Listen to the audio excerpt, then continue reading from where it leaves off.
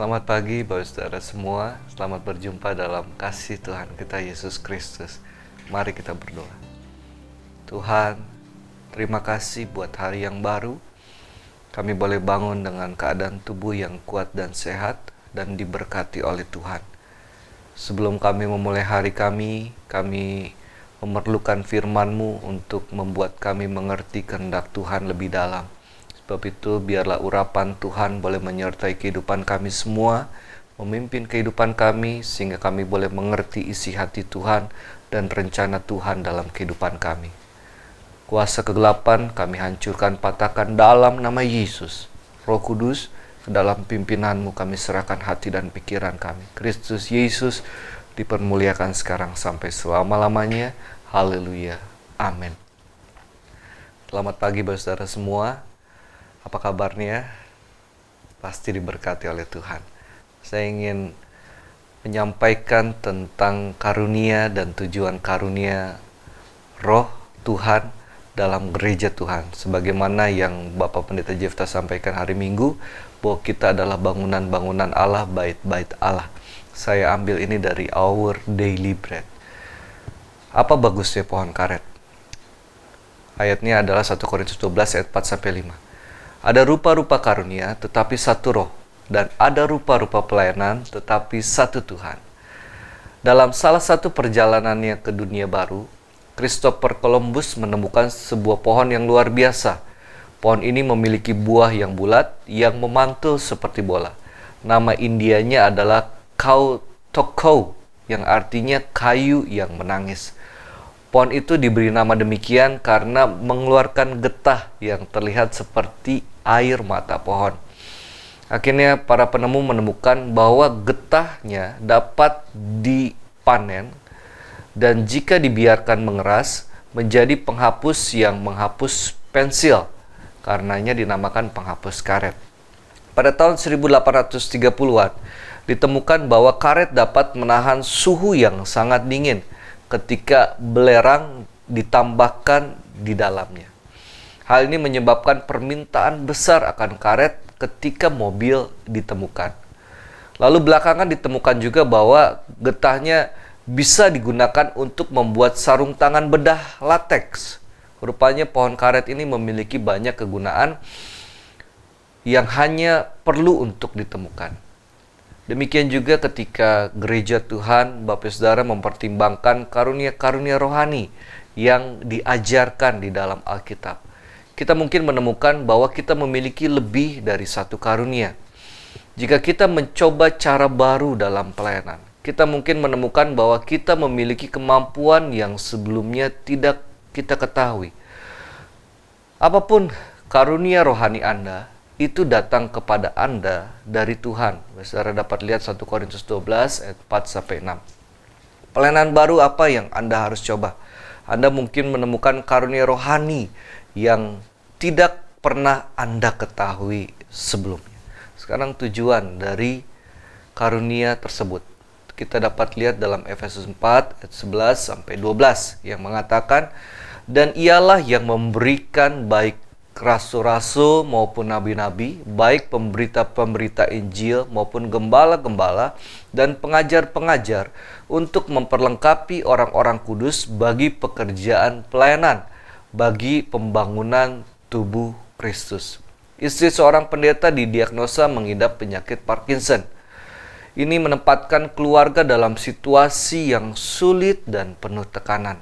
Pendeta, sang suami bertanya-tanya, bagaimana dia bisa merawatnya dengan baik sementara dia masih memiliki tanggung jawab untuk keluarga dan gerejanya. Tetapi dia tidak perlu khawatir terlalu lama. Kenapa? Rupanya anggota gereja kemudian mengajukan diri mereka. Anggota gereja maju dan menawarkan diri untuk membantunya dalam hal makanan dan perawatan istrinya. Rasul Paulus menulis kepada gereja Korintus tentang tujuan Tuhan memberi mereka karunia rohani. Sebelum dia membuat berbagai macam keragaman karunia roh daftarnya dalam 1 Korintus 12 ayat 8-10, dia mengingatkan mereka bahwa karunia rohani diberikan kepada kita masing-masing agar kita dapat saling membantu. Tuhan tidak membiarkan karunia rohaninya untuk kepentingan diri sendiri, tidak. Tetapi untuk melayani orang lain. Dengan demikian kita melayani Dia. Saudara, kita semua diberikan karunia yang berbeda untuk digunakan pada waktu yang berbeda dan dengan cara yang berbeda. Tetapi semuanya harus digunakan dalam kasih. Tujuannya apa? Membangun tubuh Kristus. Dimanapun Tuhan menempatkan kita, kita dapat menggunakan apa yang Tuhan berikan untuk pembangunan gereja Tuhan. Kita berikan kepada Dia yang baik, kita berikan kepada Tuhan yang terbaik, dan ingatlah, semua itu Tuhan berikan untuk kepentingan gereja Tuhan, mempermuliakan nama Tuhan sekarang sampai selama-lamanya. Puji Tuhan. Mari kita berdoa. Terima kasih Tuhan, kalau kami boleh menerima firman Tuhan. Ada banyak karunia yang Tuhan siapkan untuk kami boleh menjadi berkat, menjadi saluran berkat, dan membangun tubuh Tuhan. Dimanapun Tuhan tempatkan kami untuk kami berada, baik di lingkungan keluarga, baik lingkungan pekerjaan, lingkungan masyarakat, terlebih dalam lingkungan gereja Tuhan. Biarlah karunia-karunia Roh Allah mengalir dalam kehidupan kami, sehingga boleh membangun setiap orang yang kami temui, boleh membangun gereja Tuhan, boleh membangun keluarga kami, dan semua itu kami kembalikan untuk kemuliaan nama Tuhan Yesus Kristus. Terima kasih, memberkati apa yang kami kerjakan pada hari ini, bila semua boleh dibuat berhasil, dan kami boleh bersuka cita bersama dengan Tuhan dalam keberhasilan itu. Terpujilah nama Yesus, balaskan dosa sembah kami, dalam nama Tuhan Yesus Kristus. Haleluya. Amin.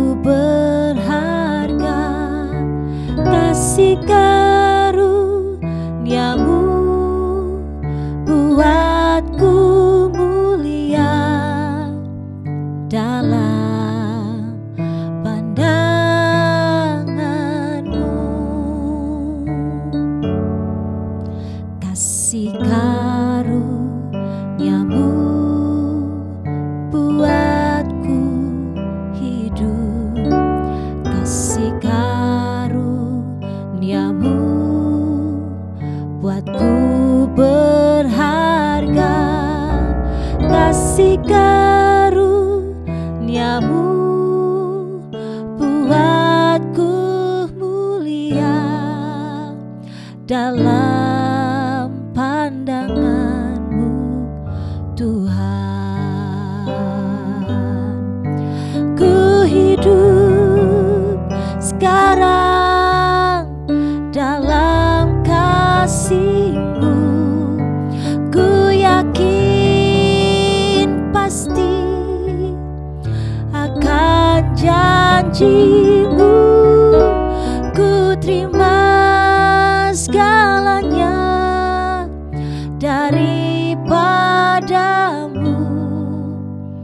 dalam anugerah-Mu ku serahkan seluruh hidupku.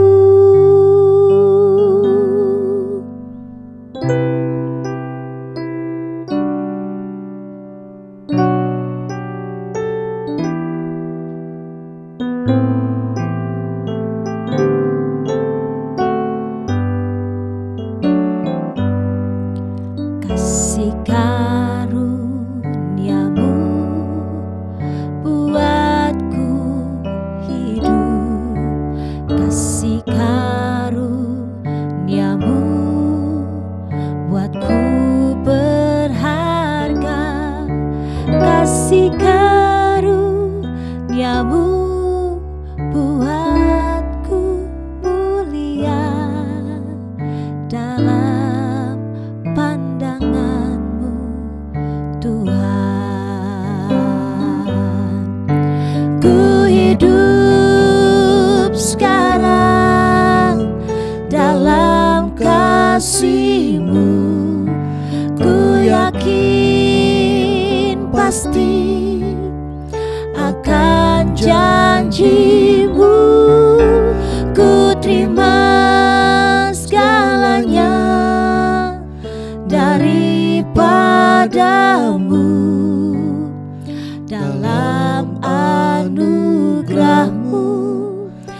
serahkan seluruh hidupku. Dalam anugerah-Mu ku serahkan seluruh hidupku. Dalam anugerah-Mu, dalam anugerah-Mu ku serahkan seluruh hidupku.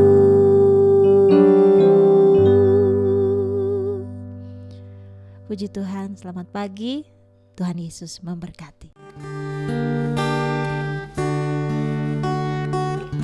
Di hadapan tahta